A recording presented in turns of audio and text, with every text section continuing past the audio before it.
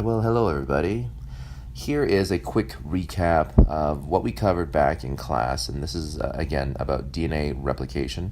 And I wanted to quickly talk to you about the steps, the three phases really that we're going to be addressing: initiation, elongation, and termination. The first two really are where we're going to be spending most of our time in this video exploring.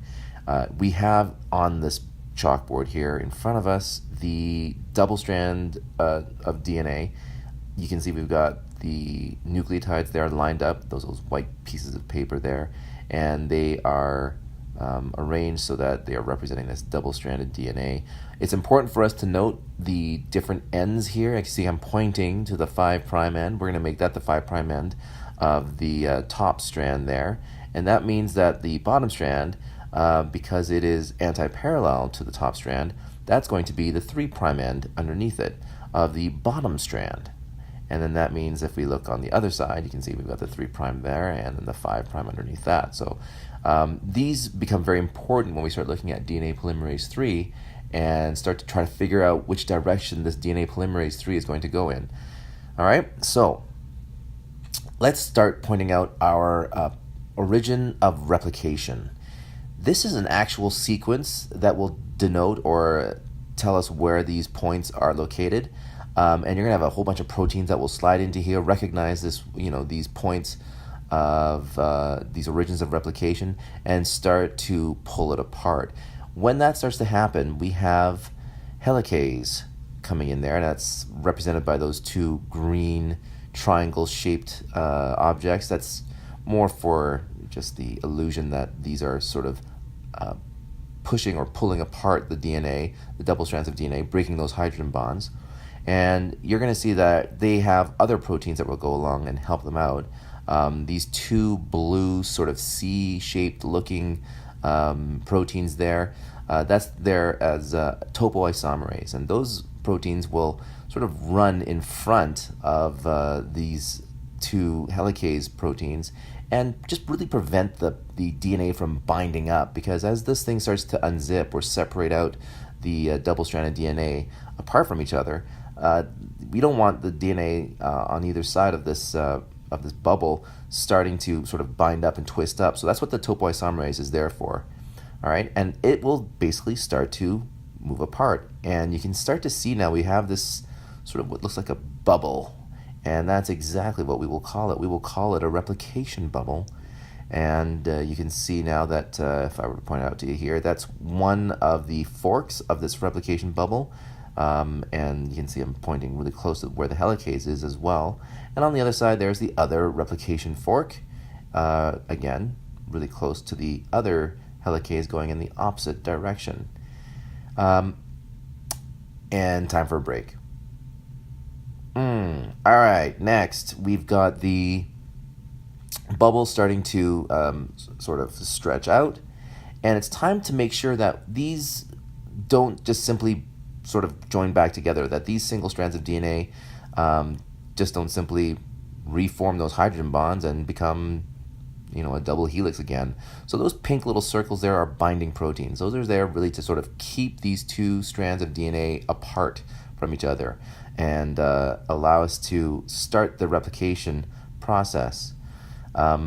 That's sort of the end of the stage of initiation. We're basically ready now to start replicating this thing. So just make a note of what's actually happened now. We've started to separate out the DNA apart from each other, this double-stranded DNA, and you can see we've got topoisomerase and helicase there really helping to sort of pull apart the double strands of DNA, or the double-stranded DNA, and we've got these binding proteins that sort of ensure that these single strands don't sort of rejoin again. Next, it's the phase of replication, or what we call elongation.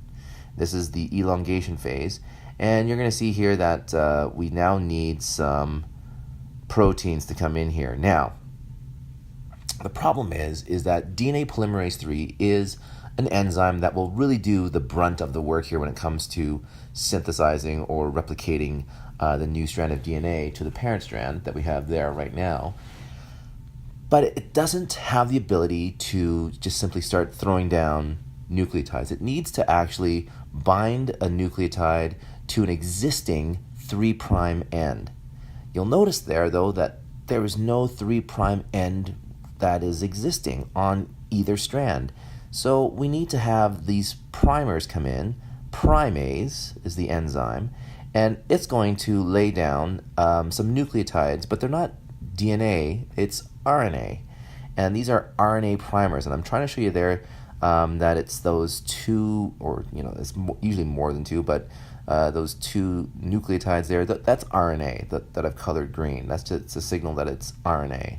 And these are primers. These are temporary, but that's at least going to provide a starting point for the DNA polymerase 3 to start attaching nucleotides to start synthesizing or to start replicating the strand that we see pulled apart there.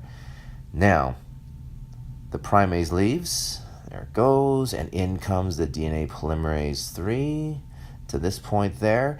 Now, when it does come in, it's important to know which way is it going to go. Which way is the polymerase going to want to move in? This is where, again, our knowledge about what 3' is and what 5' is very important, because DNA polymerase will move in the 5' to 3' position. Now, the way I'm pointing here, I'm making reference to the actual RNA that's been laid down, those primers, because that's where it's going to attach new nucleotides to. So if we take a look at the 5' versus 3' end of that small little section of RNA, you'll see that it should run anti-parallel to the parent strand, and that means that one side will be 5' and the other side will be 3'. And when that DNA polymerase comes in and finds that RNA primer, you'll notice that it will start to lay down nucleotides, DNA nucleotides, on the 3' end of that RNA primer, because that is where it's going to attach it to. And by doing that, it is fulfilling what it is it's supposed to do. It's supposed to travel or replicate the strand 5' to 3', and by attaching the nucleotide to the 3' end, it will continue to move in that direction. It will move 5' to 3', and as we start to move this animation forward, you can start to see that that's exactly what it does.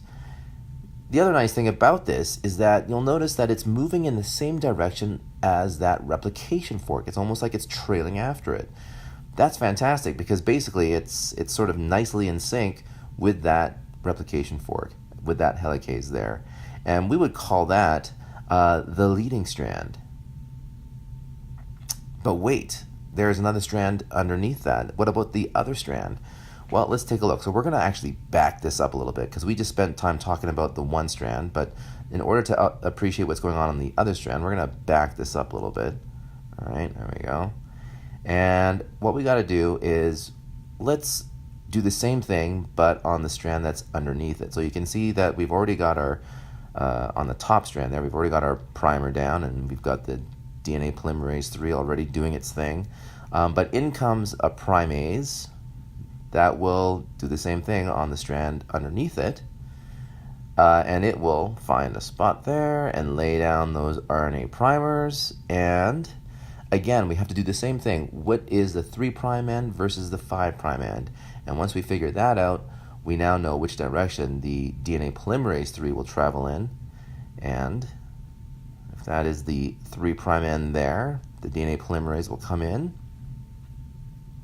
and again lay down new nucleotides, DNA, in the 5' to 3' direction. That top strand where that DNA polymerase 3 is, it's perfect, right? It's just following along, like we said, with the helicase along with that replication fork. It's going in the same direction, so it's just going to continue to follow along. But as that replication fork or that helicase continues to unzip the DNA, the strand on the bottom has already started replicating the DNA strand. You can see that there's the primer, but it's going in the opposite direction. And as this DNA, this particular replication fork, continues to unzip this double-stranded DNA, it's going to start exposing more nucleotides of DNA, that strand, that has not yet had the chance to be replicated. And so, what are we going to do? Well, we're going to do this. You're going to have another primase come in there and throw down another couple of RNA nucleotides, because again, we got to replicate this thing. So here we go. It's going to then allow the DNA polymerase 3 to come in, and when it does, it's going to again replicate that and start to add in those nucleotides. Notice what's happening on the top now. The DNA polymerase 3 along the top strand is just continuing along with that replication fork as it extends out.